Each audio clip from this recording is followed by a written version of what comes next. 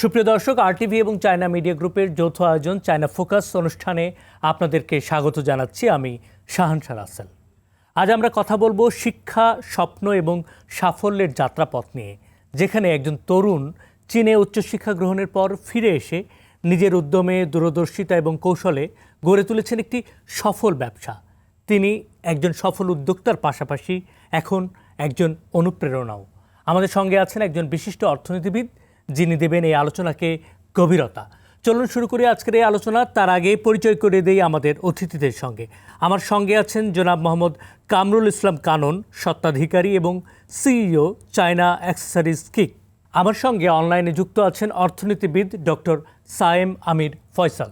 আপনাদের দুজনকেই স্বাগত আমাদের এই অনুষ্ঠানে। শুরুতেই আমি জনাব কামরুল ইসলাম কানন আপনার কাছে আসতে চাই। আপনি উচ্চশিক্ষা গ্রহণের জন্য চীনে গিয়েছিলেন।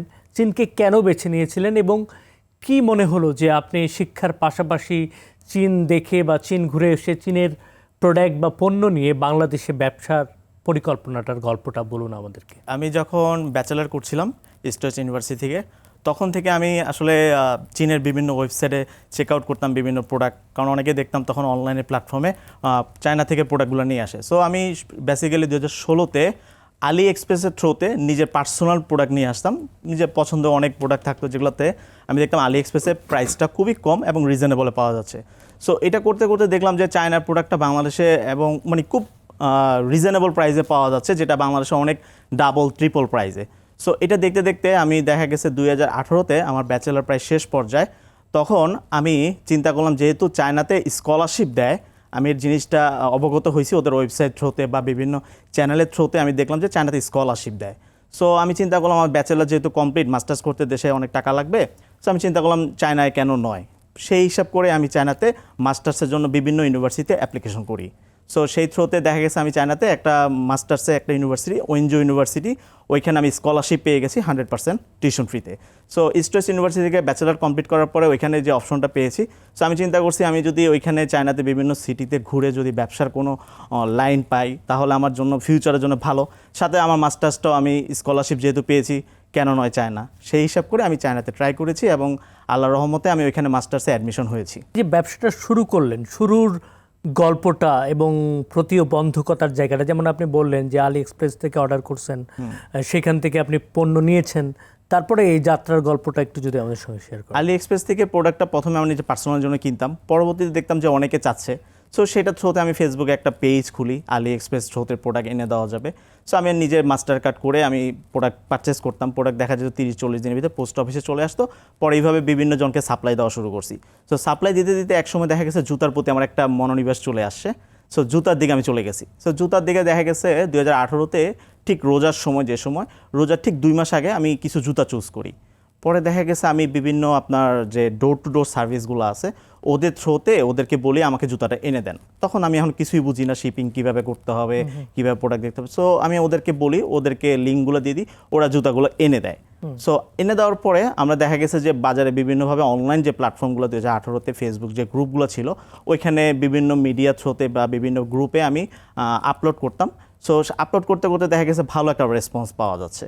সো এখান থেকে মূলত আমার জুতার ব্যবসাটা শুরু হওয়া। এই গল্পে আবারও আসবো। এই মুহূর্তে আমি একটু আমাদের অনলাইন অতিথি ডক্টর সায়েম আমির ফয়সাল, ওনার কাছে যেতে চাই। ডক্টর সায়েম ভাই, আপনি শুনতে পাচ্ছেন আমাকে? ক্ষুদ্র এবং মাঝারি শিল্পের উন্নয়ন এবং দেশের অর্থনীতিতে এই আমদানি নির্ভর বাণিজ্যের ভূমিকা কি রকম? বর্তমানে বাংলাদেশে এখন পর্যন্ত এবং বাংলাদেশের এসএমই খাত থেকে শুরু করে আমি বলবো যে মধ্যম আয়ের ব্যবসায়ী পর্যন্ত, এবং আমি মনে করবো উচ্চ মধ্যম আয়ের ব্যবসায়ীরাও এখন পর্যন্ত কিন্তু সম্পূর্ণভাবে, বিশেষ করে আমাদের সাপ্লাই চেইনটা কিন্তু একদম সরাসরি কিন্তু আমদানি নির্ভরশীল কিন্তু এখনো রয়েছে। আপনি যদি বাংলাদেশের ইম্পোর্ট ডিপেন্ডেন্সি আপনি দেখেন, আপনি এগ্রেরিয়ান সেক্টর থেকে শুরু করে আপনি ক্যাপিটাল মেশিনারিজ থেকে শুরু করে এবং র মেটেরিয়ালস, অর্থাৎ যে কাঁচামালের যে প্রয়োজনীয়তা হয়, অধিকাংশ কিন্তু আমরা দেখা যায় যে আমরা চায়না থেকে কিন্তু আমরা আমদানি করে থাকি। এমন একটি পরিস্থিতিতে আমাদের বর্তমানে চায়নার সাথে যে বাণিজ্য ঘাটতি প্রতি মাসে রয়েছে, আপনি দেখবেন যে আমরা প্রতি অর্থ বছরে আমরা কিন্তু দেখতে পারি যে একটি ব্যাপক একটি বাণিজ্য ঘাটতি আমাদের প্রতিবেশী দেশ ইন্ডিয়ার সাথে রয়েছে, আবার একই সাথে আমাদের বন্ধু রাষ্ট্র এবং আমাদের ইকোনমিক পার্টনার, যেটা আমরা ঐতিহাসিকভাবে আমরা বলে এসেছি, চায়নার সাথে কিন্তু আমাদের ব্যাপক একটি বাণিজ্য ঘাটতি রয়েছে। এখন আমাদের যে মূল জায়গাটা আমি মনে করি আমাদের নজরদারি রাখা উচিত, বিশেষ করে যারা নীতি প্রণয়নকারী যারা রয়েছে, ভবিষ্যতে আমাদের কি করে, যেহেতু আমাদের বর্তমানে চায়নায় একটি আপনার এফটিএর মাধ্যমে একদম সরাসরি প্রায় 8,500 পণ্যের উপরে একদম সরাসরি কিন্তু ডাইরেক্ট মার্কেটের অ্যাক্সেস দিয়েছে।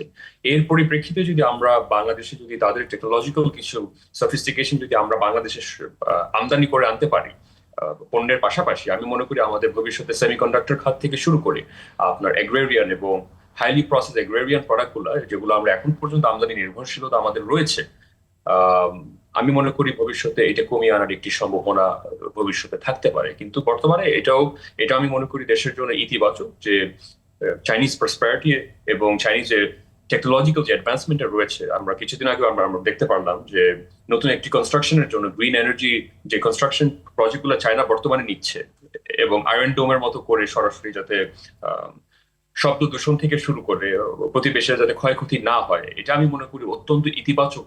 এবং তাদের যে প্রযুক্তিগত যে খাতে যে ব্যাপক বিনিয়োগ হয়েছে, সেখান থেকে আমি মনে করি বাংলাদেশ যদি সেই মডেলটা যদি ফলো করতে পারে, যে জেলা পর্যায়ে, থানা পর্যায়ে, ইউনিয়ন পর্যায়ে, গ্রাম পর্যায়ে যদি আমরা এই এই চাইনিজ ইকোনমিক মডেলের সরাসরি যদি সম্প্রসারণ যদি আমরা বাংলাদেশে আমরা ঘটাতে পারি, আমি মনে করি এখানে বাংলাদেশের ব্যাপকভাবে আমি মনে করি যে দারিদ্রতা বিমোচন করা সম্ভব, ব্যাপকভাবে এখানে কর্মসংস্থান সৃষ্টি করা সম্ভব। এবং একই সাথে যেটা আমি মনে করি অর্থনীতির যেটা মেরুদণ্ড বাংলাদেশে, এসএমই খাতের সাথে সম্পৃক্ত প্রায় 70-80% ব্যবসায়ীদের আমি মনে করি সরাসরি আরো ক্ষমতায়ন করা যাবে এবং আরো ব্যাপক মানুষের জন্য এখানে কর্মসংস্থান এবং প্রবৃত্তির একটি ব্যাপক সুযোগ এবং প্রবৃত্তির সুফল তৃণমূল পর্যায়ের মানুষের কাছে পৌঁছে দেওয়ার একটি সম্ভাবনা থাকবে। জি, ধন্যবাদ ডক্টর আমির। আমরা আলোচনা করব ঠিক এই মুহূর্তে নিতে হচ্ছে ছোট্ট একটি বিরতি। সুপ্রিয় দর্শক, আপনারা দেখছেন আরটিভি এবং চায়না মিডিয়া গ্রুপের যৌথ প্রযোজনা চায়না ফোকাস। এই পর্যায়ে নিচ্ছি ছোট্ট একটি বিরতি, সঙ্গেই থাকুন।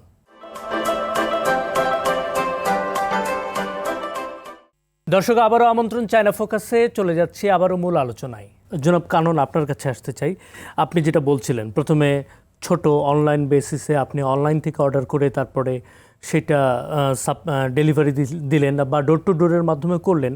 তো তারপরে ধীরে ধীরে কিভাবে আপনি, আপনার পুঁজি কত ছিল, কিভাবে বড় করলেন, কিভাবে শোরুম দিলেন, একটা থেকে দুইটা দিলেন, এই গল্পটা আমাদের সঙ্গে করেন। শুরুটা করেছিলাম আসলে আম্মুর থেকে টাকাটা নিয়ে। আচ্ছা। আম্মু ফিনান্সিয়াল সাপোর্ট দিয়েছিল 20,000 টাকা। সো ওইখান থেকে দেখা গেছে যে আমি 30 পেয়ার জুতা নিয়ে আসছিলাম চায়না থেকে 2018 সালে। সো এটা ঠিক রোজার আগেই, চায়না যাওয়ার আগেই। অ্যাডমিশন হয়ে গেছে, বাট আমি তখনও যাই নাই। আমি চিন্তা করলাম একটু দেখি জুতাটা বিক্রি করতে পারি কিনা। সো এইভাবে শুরু করলাম। তো 20 পেয়ার আনার পর 30 পেয়ার আনার পরে দেখা গেছে যে না, আমি বিক্রি করতে পারছি। পরবর্তীতে আমি সেপ্টেম্বরে আমি চায়নাতে চলে গেছি। চায়নাতে চলে যাওয়ার পর আমি যে সিটিতে ছিলাম, ওইনজু সিটি, এটা লেদারের জন্য খুবই বেস্ট। আপনার চায়না সিটিতে এক নামেই লেদার যারা জুতা কিনে তারা ওই সিটিতেই যায়। সো ওইখানে আমি অনেক ফ্যাক্টরি দেখলাম, অনেক ভালো প্রাইসে অনেক সুন্দর সুন্দর জুতা পাওয়া যায়। তারপর তাছাড়া আরও কিছু সিটি আছে, যেমন চায়না হেবেই, হুবেই, পুতিয়ান, তারপর গুয়াংজু, এসব জায়গায় অনেক ভালো ভালো সোর্সিংয়ে পাওয়া যাচ্ছে। সো আমি এইখান থেকে পরবর্তীতে দেখা গেছে অল্প কিছু টাকা আমি যেমন চায়না থেকে যে আপনার লিভিংয়ের যে খরচটা, ওইটা সেভিংস করে আমি জুতা পারচেস করা শুরু করছি অল্প অল্প করে দেশে। প্রথমে দারাজের থ্রোতে, তারপর অনলাইন প্ল্যাটফর্ম যে ফেসবুকের থ্রোতে সেল করতে করতে আমি দেখা গেছে 2021 পর্যন্ত আমি চায়না ছিলাম। তারপর লকডাউনে চলে আসলাম চায়নাতে। সো বাকি লকডাউনে 2020-এ আমি চলে আসছি। 2020-এ চলে আসার পরে আমি ওইখান থেকে চায়নায় আমার অনেক সাপ্লায়ার পরিচিত ছিল। করোনার পরবর্তীতে আমি একটা শোরুম নিয়েছি মিরপুর 1-এ। সেটা 2021 বা 22-এর দিকে। সো তখন আমি ওই যে বিভিন্ন সাপ্লায়ার আগে থেকে চিনে রাখছি। সো আমাদের তো উইচ্যাটে কানেক্টেড ছিলাম আমরা সবাই। সো উইচ্যাটের থ্রোতে ওদেরকে বলতাম আমাকে এই জুতাটা দেন। তখন দেখা যেত ডোর টু ডোর দিয়ে আমি দিয়ে দিতাম, ওরাই পেমেন্ট করতো, ওরাই এলসি করতো, ওরাই সব কিছু করে প্রোডাক্টগুলো নিয়ে আসতো। সো ইনিশিয়াল পর্যায়ে আমার এভাবেই শুরুটা ছিল। পরবর্তীতে আমি নিজের থেকে লাইসেন্স করে প্রোডাক্ট আনা শুরু করেছি। সোশ্যাল মিডিয়ার মাধ্যমে বিভিন্ন ডোর টু ডোর সার্ভিসগুলো দেখি, একটু আমাদের দর্শকদের জন্য বলবেন যে কী রকম আসলে তারা সার্ভিস চার্জ নেয়, বা এটা কি খুব বেশি কিনা, বা যারা নতুন ব্যবসা করতে চায় তাদের জন্য। ডোর টু ডোরে ম্যাক্সিমামই দেখা যায় স্ক্র্যাম। হ্যাঁ, ওরা প্রোডাক্টের নেওয়ার সময় একটা প্রাইস বলে, দেওয়ার সময় আরেকটা প্রাইস বলে। বাংলাদেশের টপ কিছু 5-10টা আছে যারা আসলে এরকম কিছুই করে না এবং তাদের সার্ভিস খুবই ভালো। দেখা যায় এগুলো কেজি ভেদে আপনার 700 থেকে 800, 1000 টাকার ভিতরে পড়ে। আমাদের জুতাগুলো দেখা গেছে কপি, নন কপি, বিভিন্ন ম্যাটেরিয়ালস আছে, বিভিন্ন ইস্যু আছে। সো এগুলো হিসাব করে দেখা গেছে 700 থেকে 800 টাকার ভিতরে ওরা ওভারঅল কেজি হিসাব করে আমাদেরকে প্রোডাক্টগুলো দেয়। ধন্যবাদ কানন। ডক্টর আমির ফয়সাল, এই বছর চীন বাংলাদেশ কূটনৈতিক সম্পর্কের 50 বছর এবং চীনের সঙ্গে চায়নার সঙ্গে আমাদের ব্যবসায়িক রিলেশনের যাত্রাটা বহু দিনের এবং এই যাত্রাটা ধীরে ধীরে বাড়ছে। তো আপনি আপনার দৃষ্টিতে চীন বাংলাদেশ সম্পর্কের ভবিষ্যৎ নিয়ে যদি একটু কথা বলেন বাণিজ্যের দিক থেকে। পিপিপি অনুযায়ী কিন্তু চীন কিন্তু পৃথিবীর সবথেকে বৃহৎ কিন্তু অর্থনীতি। এমনকি আমাদের আমাদের যে ফোরকাস্টিং যখন আমরা করে দেখি তখন কিন্তু একদম স্পষ্টভাবে বোঝা যাচ্ছে যে প্রথম অবস্থান আগামী 20 বছরের মধ্যে থাকবে চায়না, তার পরবর্তী থাকবে ইন্ডিয়া, তার পরবর্তী থাকবে কিন্তু আমেরিকা। তো সেই সেই পরিপ্রেক্ষিতে সেই বাস্তবতা বিবেচনা করে রেখে অবশ্যই আমাদের বৃহত্তম দুটি ট্রেডিং পার্টনার, যাদের সাথে বর্তমানে আসলে দুঃখজনকভাবে আমাদের এত বড় একটি বাণিজ্যিক ঘাটতি রয়েছে, সেটা কি করে আসলে সত্যিকার অর্থে নিরসন করা যায়। আমি জানি যে চায়না যে আপনার গেটওয়েটা বর্তমানে খুলে দিয়েছে, ইকোনমিক গেটওয়ে, যে যে ফ্রি ট্রেড এগ্রিমেন্টের মাধ্যমে প্রায় 8,500 পণ্য, যেটা আমি প্রথমেই আপনাকে বললাম, সেটা অবশ্যই আমি মনে করি ইতিবাচক। কিন্তু বাস্তব কথা হচ্ছে বাংলাদেশে যারা বর্তমান ম্যানুফ্যাকচারার রয়েছে তাদের নিত্য পণ্য এবং তাদের কাঁচামালের জন্য কিন্তু সরাসরি কিন্তু আমাদের চায়না থেকে আমদানি করে এনেই কিন্তু আবার দেখা যাচ্ছে যে চায়নাতে আমাদের রপ্তানি করতে হচ্ছে। তো এখান থেকে যদি আসলে সত্যিকার অর্থে বেরিয়ে আসতে চায়, আমি মনে করি আপনার Chinese university, Chinese researching lab গুলো যেটা রয়েছে, ওরা যে পরিমাণ বিনিয়োগ রিসার্চ এন্ড ডেভেলপমেন্টে করছে, R&D তে করছে, আমাদের সেই বিশ্ববিদ্যালয়গুলো যদি আমরা সঠিকভাবে সেই পরিমাণ টেকনোলজি ট্রান্সফার আমরা করতে পারি। আজকে চায়না কিন্তু বর্তমানে কিন্তু আমেরিকার পাশাপাশি কিন্তু সেমিকন্ডাক্টরের রাজত্ব কায়েম করেছে একদম সরাসরি। আজকে দেখবেন আজকে BYD কিন্তু আজকে সরাসরি টেসলাকে পর্যন্ত কিন্তু ছাড়িয়ে গিয়েছে। তো চাইনিজ যে ম্যানুফ্যাকচারিং যে সুপ্রিমেসি বর্তমানে রয়েছে, সেটার আমি মনে করি টেকনোলজি ট্রান্সফার যদি বাংলাদেশে আমরা অন্তর্ভুক্ত করতে পারি, আমাদের বিশ্ববিদ্যালয়গুলো যদি চাইনিজ রিসার্চ এন্ড ডেভেলপমেন্টের সাথে সরাসরি সমঝোতা চুক্তির মাধ্যমে যদি টেকনোলজি ট্রান্সফার যদি আসলে বাংলাদেশ সঠিকভাবে যদি সম্প্রসারিত হয়, তাহলে আমি মনে করি ভবিষ্যতে বাংলাদেশের যে আপনার ম্যারিটাইম ইকোনমি থেকে শুরু করে এগ্রেরিয়ান সেক্টর থেকে শুরু করে এমনকি ভবিষ্যতে সেমিকন্ডাক্টর ম্যানুফ্যাকচারিং থেকে শুরু করে, আমি মনে করি বাংলাদেশের একটি ব্যাপক সম্ভাবনার একটি দোয়ার কিন্তু খুলে যেতে পারে। আমার কথা হচ্ছে বাংলাদেশ যেহেতু একটি ইমার্জিং একটি ইকোনমি, বাংলাদেশ যেহেতু একটি ডেভেলপিং একটি ইকোনমি, এখান থেকে যদি আমরা যে অবস্থায় চায়না আপনার 1980 দশকে ছিল, 1990 দশকে যে অবস্থানে ছিল, সেই ইকোনমিক মডেলটা যদি আমরা রেপ্লিকেশন যদি আমরা বাংলাদেশে আমরা করতে পারি, ওপেন ক্যাপিটালিস্ট মডেলের মাধ্যমে যেটা আসলে সম্প্রসারিত করেছিল, সেটার যদি আমরা অল্পটুকু যদি আমরা আসলে বাংলাদেশে আমরা বাস্তবায়ন করতে পারি, আমি মনে করি আগামী দিনে বাংলাদেশে এবং চাইনিজ দ্বিপাক্ষিক সম্পর্ক আরো বেগবান হবে, একই সাথে রাজনৈতিক সম্পর্ক আরো সুদৃঢ় হবে,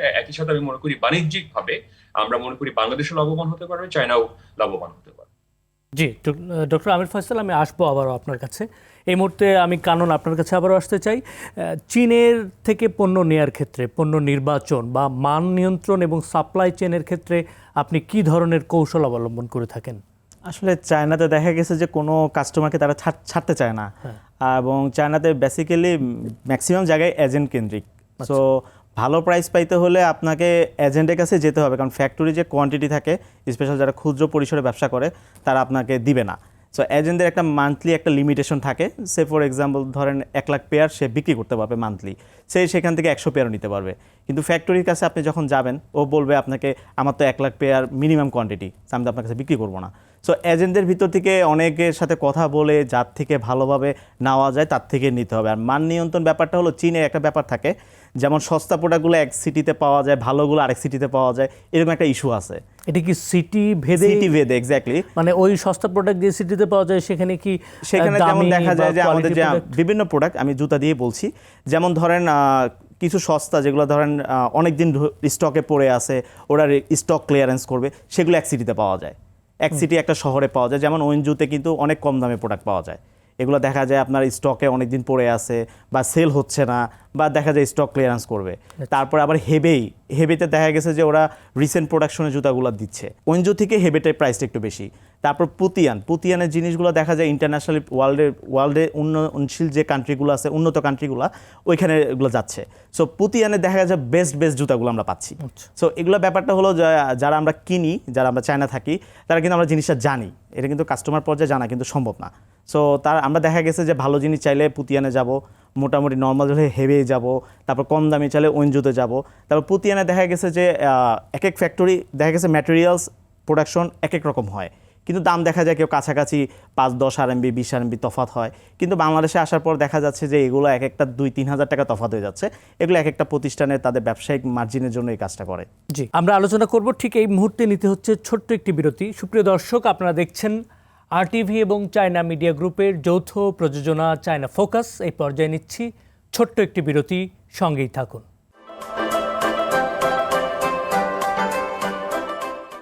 দর্শক, আবারও আমন্ত্রণ চায়না ফোকাসে। চলে যাচ্ছি আবারও মূল আলোচনায়। ডক্টর আমির ফয়সাল, আমি আবারও আপনার কাছে আসতে চাই। বাংলাদেশের সরকার আমদানি নির্ভর পণ্যের ক্ষেত্রে কি ধরনের নীতি সহায়তা দিতে পারে বলে আপনি মনে করছেন, এবং বিদ্যমান নীতির আলোকে আপনার বিশ্লেষণ যদি আমাদের জানান। বাংলাদেশে এখন একটি অস্বাভাবিক একটি উচ্চ পরিসরে আপনার কমার্শিয়াল লেন্ডিং রেট বর্তমানে কিন্তু, যেটা কঠোর সংকোচনমূলক একটি মুদ্রানীতির একটি সরাসরি একটি প্রতিফলন কিন্তু বাংলাদেশে বর্তমানে ঘটছে। এবং আমি মনে করি যেহেতু বাংলাদেশ সরকার অতীতে ব্যাপক হারে কিন্তু মুদ্রা ছাপিয়ে আপনার ঋণ পরিশোধ বলেন, আপনার আপনার উন্নয়ন প্রকল্প বাস্তবায়নের নামে বলেন, আমরা দেখেছি যে ব্যাপক টাকা ছাপিয়ে কিন্তু এই এই এই প্রজেক্টগুলো, এই ঋণগুলো কিন্তু পরিশোধ করা হয়েছে। এমন একটি পরিস্থিতিতে অবশ্যই আমরা আমরা স্বীকৃতি জানাচ্ছি বাংলাদেশের মুদ্রানীতি যেহেতু সংকোচনমূলক করতে হচ্ছে, টাকার মানটা ডলারের বিপরীতে স্থিতিশীল রাখতে হচ্ছে। তারপরও বলতে হচ্ছে যে বাংলাদেশে যারা অধিকাংশ ব্যবসায়ী যারা রয়েছে তারা কিন্তু আসলে সত্যিকার অর্থে কিন্তু ব্যবসা সম্প্রসারণ তো দূরের কথা, তারা কিন্তু ঋণ পরিশোধ করতে কিন্তু আসলে সত্যিকার অর্থে হিমশিম করে যাচ্ছে। আপনি যদি ক্যাম্বোডিয়াতে দেখেন, ক্যাম্বোডিয়ার লেন্ডিং রেট মাত্র 0.25%, সুইজারল্যান্ডেরটা প্রায় 0%-এর কাছাকাছি। আজকে জাপান আমরা দেখলাম যে ইতিহাসে বিগত 25 বছরের সর্ববৃহৎ তাদের সুদের হার নির্ধারণ করলো মাত্র 2%। অথচ বাংলাদেশে আমরা 15%, 16% ঋণে নিচে কিন্তু আসলে সুদের হারের নিচে কিন্তু আসলে আমরা ঋণ পাচ্ছি না। তো এমন একটি অস্বাভাবিক বাস্তবতায় বাংলাদেশের অবশ্যই সর্বপ্রথম আমি মনে করি সুদের হার কমিয়ে আনার জন্য, মূল্যস্ফীতি নিয়ন্ত্রণ করার জন্য যেই জাগতিক যে ব্যবস্থাগুলো সম্ভব নেওয়া, এটা উৎপাদন সক্ষমতা বৃদ্ধি করার পাশাপাশি অবৈধ সিন্ডিকেট এবং মজুতদারকারীদের সরাসরি বিরুদ্ধে একটি অবস্থান নেওয়ার পাশাপাশি আমি মনে করি মূল্যস্ফীতি নিয়ন্ত্রণ করার জন্য যে আইনানুগ যে ব্যবস্থাগুলো গ্রহণ করা, সেটা আমি মনে করি ইতিমধ্যে আমি মনে করি নেওয়া আসা উচিত।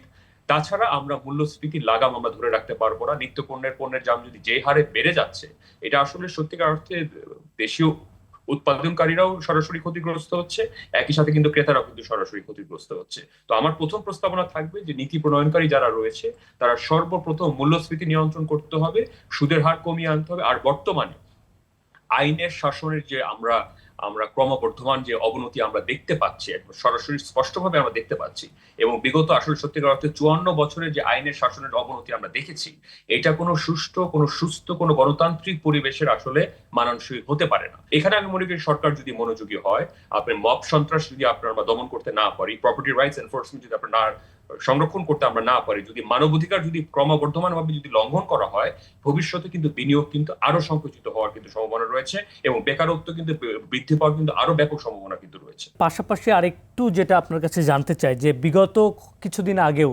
চীনের একটা বড় ইনভেস্টর বাংলাদেশে এসেছিল, প্রায় 150 ইনভেস্টর এসেছিল, বিনিয়োগ সম্মেলন হয়েছিল, সেখানেও চীনের একটা বড় ইনভেস্টররা বাংলাদেশে এসেছিল। তারা ইনভেস্ট করার জন্য বা বিনিয়োগ করার জন্য পরিবেশ খুঁজছেন, বিভিন্ন জায়গায় গিয়েছেন, দেখেছেন সরজমিনে। এর পাশাপাশি আসলে কোন কোন জায়গাগুলোকে, আপনি যে কথাগুলো বলেছেন, আর আমাদের কি কি কোন কোন জায়গাগুলোকে দৃষ্টি দেওয়া উচিত বলে মনে করেন ফরেন ডাইরেক্ট ইনভেস্টমেন্টের জন্য? চাইনিজ ইনভেস্টর যারা এসেছিল, আমি তাদের অনেকের সাথে কিন্তু আমার ব্যক্তিগতভাবে আমার সংলাপ হয়েছে, এবং তারা একটা কথা আমাদের বারবার বলেছে যে প্রেজেন্টেশন ইজ ফ্যান্টাস্টিক, প্রতিশ্রুতি সবকিছু ভালো আছে, এবং উচ্চ পর্যায়ে যারা আসলে তাদের যে সদিচ্ছা আছে সেটা আমরা অস্বীকার করছি না। কিন্তু বাস্তব কথা হচ্ছে বাংলাদেশের যে বর্তমানে গ্রাউন্ড রিয়ালিটি রয়েছে, এমনকি আমরা অতীতের যে গ্রাউন্ড রিয়ালিটি আসলে সত্যিকার অর্থে আমরা দেখতে পেয়েছি, আজকে বর্তমানে যে মব সন্ত্রাস হচ্ছে বা বাংলাদেশের ঋণ পরিশোধের যে সক্ষমতাটা রয়েছে, সেটা নিয়ে তারা কিন্তু সরাসরি আশা ব্যক্ত করেছে যে এটার যদি পরিবর্তন যদি না হয়, ভবিষ্যতে কিন্তু আমাদের বিনিয়োগ কিন্তু সরাসরি কিন্তু সংকুচিত হয়ে যেতে পারবে। এবং একটা খাত যেটা আমি মনে করি এখন বর্তমানে অত্যন্ত গুরুত্বপূর্ণ, সেটা হচ্ছে বাংলাদেশের সেমিকন্ডাক্টরের চাইনিজরা যদি এখানে সরাসরি কয়েকটি ফ্যাক্টরি যেটা আমরা দেখেছি, কয়েকটি ইকোনমিক জোনে আমরা যদি ট্যাক্স ফ্রি জোন বা লো ট্যাক্স লেভি করে যদি আমরা ট্যাক্স কিছু সুবিধা আমরা দিতে পারি, আমি মনে করি এখানে ব্যাপক হারে এখানে ফ্যাক্টরি আসতে পারে। আপনি দেখবেন মার্কিন প্রেসিডেন্টের সাথে কিন্তু চায়নার যে রেসিপ্রোকাল ট্যারিফ ওয়ারের একটি সম্ভাবনা রয়েছে, সেখানে কিন্তু বাংলাদেশ কিন্তু লাভবান হতে পারে এই কারণে, কারণ যেই ম্যানুফ্যাকচারিং সেন্টারগুলো এখানে ভিয়েতনামে যাচ্ছে, সেই ম্যানুফ্যাকচারিং হাব ফ্যাক্টরিগুলো কিন্তু বাংলাদেশে কিন্তু আসার কিন্তু একটি সম্ভাবনা কিন্তু রয়েছে, যেখানে আমরা ফ্রি ট্রেড ফেসিলিটি আমরা আমেরিকার সাথে কিন্তু ইতিমধ্যে কিন্তু আমরা সেই চুক্তি নিয়ে কিন্তু আমরা সরাসরি আমরা কাজ করছি।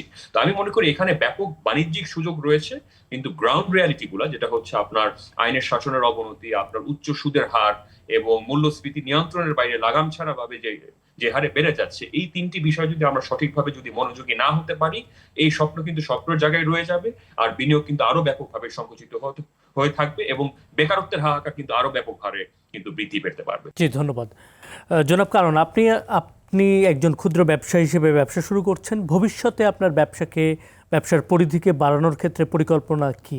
অলরেডি আমি বিডা থেকে কিন্তু পারমিশন নেওয়া হয়ে গেছে আমার মেশিনারিজ। আমি অলরেডি জুতা অ্যাসেম্বলের মেশিন অলরেডি চায়না থেকে নিয়েও এসেছি। সো আমি এটা দিয়ে আগাচ্ছি আর কি। আমি ইন ফিউচার আমার প্ল্যানিং হলো আমি এক্সপোর্ট করব, এখন তো ইম্পোর্ট করা হয়। So assemble factory already set up করা হয়ে গেছে আমার, এখন এটা নিয়ে কাজ চলছে। আমি র মেটেরিয়ালস আনবো এরকম প্ল্যানিং করছি, এবং বাংলাদেশের বিভিন্ন ফ্যাক্টরিজের সাথে অলরেডি কথা বলছি কিভাবে কি করা যায়। আমি চায়নাতে অনেক ফ্যাক্টরিতে দেখেছি কিভাবে অ্যাসেম্বল করে। ইভেন আমার কিছু চাইনিজ ফ্রেন্ড আছে, তারাও ইভেন আমার সাথে পার্টনারশিপে করতে চেয়েছিল বিডা থ্রোতেই, কিন্তু কিছু আমলাতান্ত্রিক ইস্যুর কারণে তারা বলতেছে তোমাদের দেশে এখন পলিটিক্যাল ইস্যু ভালো না, যখন হবে তখন আমি করব। ইভেন এই কথাটা আমাকে ডাইরেক্ট বলছে। ইভেন আমাদের শিপমেন্টটা তুলনামূলক অন্যান্য কান্ট্রি থেকে কিন্তু খুবই কস্টলি। আফ্রিকান বলেন বা ইন্ডিয়া বলেন, এদের থেকে কিন্তু বাংলাদেশের শিপমেন্ট কস্টটা প্রচুর। সো সেই কারণে ওরা বলছে যে ইন ফিউচারে তারা করবে। ইভেন আমার সাথে তাদের সাথে স্টিল নাও কানেক্টেড, তারা প্ল্যান করতেছে তারা কিভাবে করা যায়। সো ইন ফিউচার ইনশাল্লাহ আমি প্রোডাকশন করব, এবং প্রোডাকশনের পরে আমার টার্গেট আছে আমি এটাকে এক্সপোর্ট করব। আপনার জন্য শুভকামনা। অত্যন্ত গুরুত্বপূর্ণ এবং সময় উপযোগী একটা পরিকল্পনা আপনি নিয়েছেন। সাইম আমির ফয়সাল, এই বিষয়ে আমি আপনার পরামর্শ চাচ্ছি। যারা তরুণ উদ্যোক্তা হিসেবে এসএমই খাতে অবদান রাখতে চায়, তাদের জন্য দিক নির্দেশনা কি? যারা উদ্যোক্তা রয়েছে, বিশেষ করে তরুণ উদ্যোক্তা রয়েছে, তাদের যদি আমরা স্বল্প সুদের হারে যদি আমরা ঋণ প্রদান করতে পারি, আমার বিশ্বাস যে বাংলাদেশে, এবং আমি মনে করি ইসলামী ইকোনমিক্সের সাথে যে যারা যারা আজকে বর্তমানে যারা সম্পৃক্ত রয়েছে, তারা কিন্তু একটা জিনিস সঠিকভাবে মূল্যায়ন করবে, যা আপনার চাইনিজ ইকোনমিকে কিন্তু আপনার সুদের হার কিন্তু বাংলাদেশের থেকে কিন্তু কম। তো সেখানে কিন্তু আমরা সঠিকভাবে দেখতে পাচ্ছি যে ব্যবসা যে সম্প্রসারিত হয়েছে, সেটার মূল যে কারিগরটা ছিল, সেটা কিন্তু ভিত্তি স্থাপনটা হচ্ছে কিন্তু ভূমি সংস্কারের উপরে কেন্দ্র করে। তো বাংলাদেশের প্রপার্টি রাইটসটা এনশিওর করতে পারলে আমি মনে করি উদ্যোক্তারা যারা রয়েছে, যারা একটি সম্ভাবনাময় একটি বাংলাদেশের একটি সম্ভাবনা দেখছে, তাদের জন্য আমি মনে করি সর্বপ্রথম আমি মনে করি যে টেকনিক্যাল যে ফ্যাসিলিটি গুলো আমি মনে করি দেশের জন্য প্রয়োজন, এবং যেই খাতে, যেরকম সেমিকন্ডাক্টর খাত থেকে শুরু করে রিসার্চ এন্ড ডেভেলপমেন্ট, আপনার ফাইবার প্লাস্টিক, মাইক্রোপ্লাস্টিক থেকে ম্যানুফ্যাকচারিং থেকে শুরু করে ম্যারিটাইম ইকোনমির যে বর্তমানে সম্ভাবনা রয়েছে, তারপরে আপনারা দেখবেন যে অবৈধ সিন্ডিকেট থেকে যারা মজুতকারী যারা রয়েছে, তাদের কালো হাত কি করে আমরা এড়িয়ে যে আমরা সরাসরি ক্রেতার হাতে কি করে আমরা পণ্য পৌঁছে দিতে পারি। মূল কথা, উদ্যোক্তারা যদি আপনার সমাধানমুখী হতে পারে যে আমাদের বর্তমানে ক্রাইমের একটা ব্যাপক একটি সমস্যা রয়েছে, ভূমি সংস্কারের ব্যাপক একটি সমস্যা রয়েছে, এটা আধুনিক টেকনোলজি দিয়ে কি করে আমরা সমাধান করতে পারি, সেই দিকে যদি আমরা আমাদের দেশীয় উদ্যোক্তারা যদি মনোযোগী হতে পারে, যে সরাসরি যে আমাদের আমদানি করে এনেই যে ব্যবসা করতে হবে সেটা নয়, কিন্তু দেশের থেকে সরাসরি কি করে একটি সাপ্লাই চেইন, একটি ভার্টিক্যালি ইন্টিগ্রেটেড সাপ্লাই চেইন কি করে নির্মাণ করা যায়, যাতে আমাদের ব্যবসায়ীরা সরাসরি আন্তর্জাতিক এবং দেশীয় যে সমস্যাগুলো আছে সেগুলোর সমাধানমুখী একটি প্রকল্প হাতে নিতে পারে, তাহলে আমি মনে করি বাজারের চাহিদাটাও থাকবে, আবার একই সাথে একটি সমস্যার সমাধানও হবে, আবার একই সাথে ব্যবসাটা সাফল্যের দিকে আমি মনে করি এগিয়ে যেতে পারে। জি, ধন্যবাদ ডক্টর আমির ফয়সাল, এবং ধন্যবাদ কানন। আমরা আলোচনা করছিলাম, সুপ্রিয় দর্শক, আপনারা যেমনটি শুনছিলেন, শুধুমাত্র আমদানি নির্ভর নয়, বাংলাদেশের শক্তিশালী অর্থনীতি করতে গেলে আমাদেরকে রপ্তানির দিকেও ঝুঁকতে হবে। বাংলাদেশের হচ্ছে ব্যবসার অপার সম্ভাবনা, এবং সেই সম্ভাবনাকে কাজে লাগাতে আমাদের তরুণদেরকে এগিয়ে আসতে হবে। সরকার এবং অর্থনৈতিক প্রতিষ্ঠানগুলো যদি সঠিক সহায়তা দেয়, তাহলেই আমরা আমাদের অর্থনীতিকে আরও দ্রুত গতিতে এগিয়ে নিতে পারবো। সবার জন্য শুভকামনা। দেখা হবে আগামী পর্বে। সে পর্যন্ত সবাই সুস্থ থাকুন, ভালো থাকুন। ধন্যবাদ।